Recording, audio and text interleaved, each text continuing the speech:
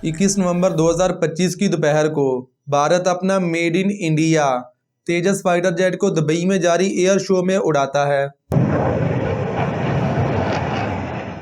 लेकिन उड़ने के सिर्फ 8 मिनट के बाद ये जहाज नोज ड्राइव लगाते हुए दुबई की सरजमीन पर हजारों शायकीन के सामने गिरकर तबाह हो जाता है।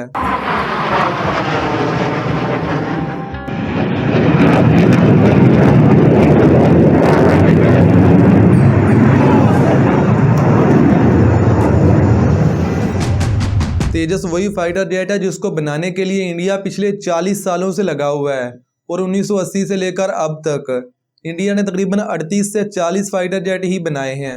इसी फाइटर जेट को इंडिया अपना गुरूर समझता था, लेकिन आज कुदरत ने इनके गुरूर को खाक में मिला दिया।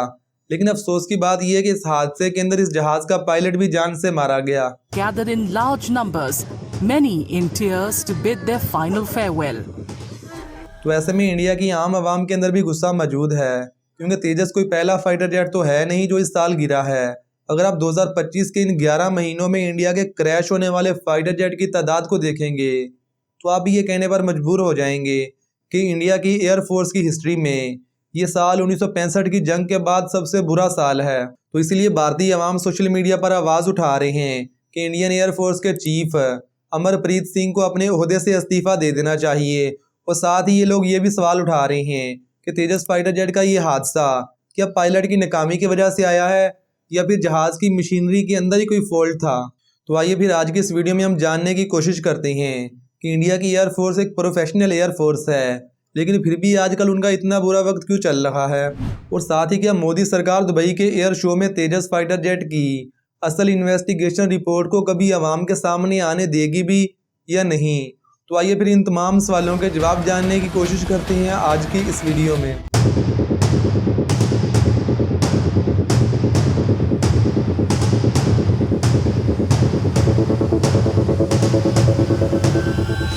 दुबई एयर शो के शुरुआती दिनों में ही इंडिया के तेजस फाइटर जेट को लेकर सोशल मीडिया पर बहुत सारी ऐसी वीडियोस वायरल हो रही थी जिनमें इस जहाज़ के नीचे से ऑयल लीक हो रहा था और भारतीय इंजीनियर्स ने इस ऑयल को रोकने के लिए इसके नीचे शॉपिंग बैग रखे हुए थे। और मैंने तो अपनी ज़िंदगी में पहली बार ऐसा देखा कि किसी जहाज़ के नीचे से इस तरीके से ऑयल लीक हो रहा हो। This is very embarrassing situation for Indian peoples and air force. देखें, इंडिया का ये तेजस जहाज़ को इतना ज़्यादा बुरा भी नहीं है। ये एक 4.5 जनरेशन का फाइटर जेट है जिसको लेकर इंडिया तो ये दावा करता है कि वो पाकिस्तान के JF-17 थंडर से बेहतर है। और यहीं पर गोदी मीडिया एक और डंडी मार जाता है और यहाँ पर इनका एक जेलसी का फैक्टर आ जाता है। अभी यहाँ पर ये प्रोपेगेंडा क्या करते हैं कि पाकिस्तान का कहना है कि पाकिस्तान ने JF-17 थंडर को चाइना के साथ मिलकर बनाया है, लेकिन हकीकत में JF-17 थंडर का सारा सामान चाइना से बनकर आता है और पाकिस्तान के अंदर सिर्फ ये असम्बल होते हैं। पाकिस्तान इसको असम्बल करने के बाद इसके ऊपर अपना झंडा लगा देता है और कहता है कि JF-17 को हमने बनाया है। और वहीं गोदी मीडिया एक और दावा करता है कि भारत तो अपने डिफेंस को लेकर आत्मनिर्भर हो रहा है, यानी कि हम अपने जहाज़ खुद बनाते हैं। Everything is made in India. और पाकिस्तान के इस JF-17 को लेकर बहुत सारी इंटरनेशनल रिपोर्ट्स मौजूद हैं जिनके मुताबिक पाकिस्तान JF-17 का तकरीबन 80% सामान खुद ही तैयार करता है और इसका कुछ सामान चाइना और रशिया से भी खरीदता है। और ख़ास तौर पर जो पायलट की इजेक्शन सीट होती है, यानी कि जब भी कोई जहाज़ क्रैश करता है तो पायलट जो जहाज़ से बाहर इजेक्ट करता है, जो इजेक्शन सीट होती है उसे पाकिस्तान बरतानिया की एक कंपनी से ख़रीदता है। इसमें कोई ढकी छुपी बात ही नहीं है, लेकिन 80% सामान पाकिस्तान के अंदर ही तैयार होता है। और वहीं अगर आप तेजस फाइटर जेट की बात करें जिसे भारत के लोग फुली मेड इन इंडिया कहते हैं, अगर आप इसके बारे में थोड़ी रिसर्च करेंगे तो आपको पता चलेगा कि जो तेजस फाइटर जेट का पहला वर्जन है, जो पहला वर्जन था वही अभी क्रैश हुआ है दुबई के अंदर। इसके बारे में अगर आप रिसर्च करेंगे तो आपको पता चलेगा कि इस जहाज़ के अंदर जो इंजन लगा हुआ है उसे इन लोगों ने अमेरिका की एक कंपनी से इंपोर्ट किया है। इस जहाज़ का जो रेडार और बाकी इलेक्ट्रॉनिक एसेसरीज़ हैं उसे इन लोगों ने इसराइल की एक कंपनी से इंपोर्ट किया है।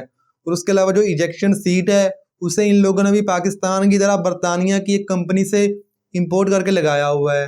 और इसके अलावा बाकी जो सामान है उसको भी काफ़ी सारी कंट्रीज से इंपोर्ट किया है, यानी कि इस जहाज़ के लिए इन लोगों ने सामान को मुख्तलिफ ममालिक से ख़रीदा है और ख़रीदने के बाद एक उड़ता हुआ ताबूत बनाकर उसके ऊपर मेड इन इंडिया का ठप्पा लगा दिया है।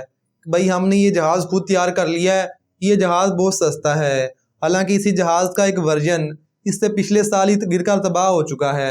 देखिए अभी इस बात में कोई शक या बहस नहीं है कि भारत की इकोनॉमी पाकिस्तान की इकोनॉमी से कई गुना बेहतर है। हथियार खरीदने के लिए जितने पैसे इंडिया के पास हैं, पाकिस्तान के पास उतने पैसे नहीं हैं। लेकिन इस सब के बावजूद पाकिस्तान के सिक्योरिटी फोर्सेस अपने वसाइल से बढ़कर हमेशा कारकर्दगी दिखाते हैं। इसकी एक बड़ी वजह यह है कि पाकिस्तान की तमाम सिक्योरिटी फोर्सेस, ख़ास तौर पर पाकिस्तान एयरफोर्स का जब भी कोई पायलट अपनी ट्रेनिंग कर रहा होता है तो उसे इस चीज़ का एहसास करवाया जाता है कि आपका दुश्मन आपसे 5 से 6 गुना बड़ा और ताकतवर है। आपको कम वसाइल के साथ अच्छी कारकर्दगी दिखाना होगी, क्योंकि पाकिस्तान के पास वसाइल बहुत ही महदूद हैं। जब पाकिस्तान के फाइटर पायलट इस मेंटेलिटी के साथ ट्रेनिंग करते हैं तो उनको आइडिया होता है किसी भी कशीदगी की सूरत में पाकिस्तान के एक फाइटर जेट को इंडिया के 5 से 6 फाइटर जेट का मुकाबला करना होगा, जिसकी वजह से उनका अज़म मज़ीद पुख्ता हो जाता है। जबकि दूसरी तरफ इंडिया की आवाम की तरह उनके सिक्योरिटी फोर्सेस के अंदर भी यही गलतफहमी मौजूद है कि भाई हमारे पास तो पैसा बहुत है, हमें जितनी हथियार या फाइटर जेट खरीदना होंगे हम उनको एकदम खरीद लेंगे। जबकि पाकिस्तान तो अपने हथियार और जहाज़ भी उधार ही लेता है। इसीलिए हमारी सिक्योरिटी फोर्सेस और हमारी एयरफोर्स पाकिस्तान से सुपीरियर है। और इसी गलतफहमी का फ़ायदा उठाते हुए मई 2025 की जंग में पाकिस्तान एयरफोर्स ने इंडिया के 7 जहाज़ गिरा दिए थे। तो भी ये इतने बेगैरत लोग हैं कि शुरू में तो ये लोग माने नहीं कि भाई हमारा कोई जहाज़ भी गिरा है। लेकिन जब पूरी दुनिया ने इन्हें लानते डाली, डोनाल्ड ट्रंप ने 50 बार से ज़ायद कहा कि पाकिस्तान और इंडिया के दरमियान जंग हो रही थी, पाकिस्तान ने इंडिया के 7 जहाज़ गिरा दिए और ये जंग एक न्यूक्लियर जंग में तब्दील होने वाली थी। मैंने ये जंग रुकवाई है। Than I thought, but we stopped India and Pakistan. I could go through the list. You know the list better than I do. अभी मई 2025 की जंग में तो पाकिस्तान ने इंडिया के 7 जहाज़ गिराए ही थे, लेकिन उसके अलावा भी इंडिया के इस साल काफ़ी सारे जहाज़ गिरे हैं। अगर आप इसकी डिटेल में जाएंगे तो आप खुद भी शॉक हो जाएंगे। 6 फरवरी 2025 को इंडियन एयरफोर्स का मिराज 2000 फाइटर जेट तरबियती परवाज़ों के दौरान मध्य प्रदेश के इलाके के अंदर क्रैश कर गया। लेकिन इस जहाज़ का जो पायलट था उसने बर वक्त इजेक्ट कर लिया, इसीलिए कम से कम पायलट की जान तो बच गई, लेकिन ये जहाज़ गिरकर तबाह हो गया। इसके अलावा 3 अप्रैल 2025 की रात को इंडियन एयरफोर्स का जागवर फाइटर जेट एक मिशन के दौरान गुजरात के इलाके जामनगर में क्रैश कर गया और इस क्रैश में इस जहाज़ का पायलट भी जान से मारा गया। और इसके अलावा 9 जुलाई 2025 को एक और जागवर त्यारा राजस्थान के इलाके में क्रैश कर गया और इंडियन एयरफोर्स के मुताबिक इस जहाज़ के दोनों पायलट ही जान से मारे गए। और फिर 14 अप्रैल 2025 को इंडियन एयरफोर्स का एक और ट्रेनर फाइटर जेट क्रैश कर गया, लेकिन इस जहाज़ का पायलट कम से कम जिंदा बच गया। और फिर अभी 21 नवंबर 2025 को दुबई के एयर शो में तेजस का गुरूर भी खाक में मिल गया। लेकिन यहाँ पर सबसे बड़ा मसला ये है कि जब भी इंडिया का कोई त्यारा गिरता है तो इसकी सही तरीके से इन्वेस्टिगेशन नहीं होती। इंडिया का जब भी कोई जहाज़ क्रैश करता है तो उसकी इन्वेस्टिगेशन का बिल्कुल एक सेट पैटर्न है कि अगर इस जहाज़ का पायलट जिंदा बच जाए तो फिर सारा इल्ज़ाम जहाज़ की मशीनरी पर या फिर किसी और साइड में डाल दिया जाता है। लेकिन अगर इस जहाज़ का पायलट मर जाए तो फिर सारा इल्ज़ाम पायलट के ऊपर डाल दिया जाता है, भले ही जहाज़ की मशीनरी के अंदर कोई मसला हो या ना हो। यानी कि अगर जहाज़ का पायलट जिंदा बच जाएगा तो सारा कसूरवार उस जहाज़ को ठहराया जाएगा, लेकिन अगर पायलट जान से मारा जाएगा तो फिर सारा कसूरवार इसी पायलट को ठहराया जाएगा, क्योंकि वो अपनी बात रखने के लिए ज़िंदा बचता ही नहीं है। आपको याद होगा कि आज से कुछ महीने पहले ही एयर इंडिया का एक जहाज़ क्रैश हुआ था अहमदाबाद के अंदर, जिसमें तकरीबन 250 से 300 लोग मारे गए थे। और बाद में जब इस जहाज़ के ब्लैक बॉक्स की रिकॉर्डिंग और बाकी तमाम डाटा को चेक किया गया तो तमाम माहिरीन का यही कहना था कि मसला जहाज़ के अंदर था, यानी कि कोई टेक्निकल फॉल्ट की वजह से ये जहाज़ क्रैश हुआ था। अभी इस क्रैश को लेकर मुकम्मल रिपोर्ट तो अभी तक सामने नहीं आई, लेकिन इनिशियली रिपोर्ट में मोदी सरकार ने बड़े ही आराम से ये पूरे के पूरे क्रैश का ज़ुम्मा इस जहाज़ के पायलट के ऊपर डाल दिया, जो ऑलरेडी मर चुका है। इनका कहना है कि ये जहाज़ के पायलट के घरेलू मिसाइल चल रहे थे और ये पायलट डिप्रेशन का शिकार था। इसने जानबूझकर इस जहाज़ को उड़ने के कुछ सेकंड के बाद ही नीचे गिरा दिया, क्योंकि वो पायलट तो ऑलरेडी जान से मर चुका है। अभी वो गवाही देने के लिए वापसी थोड़ी आएगा।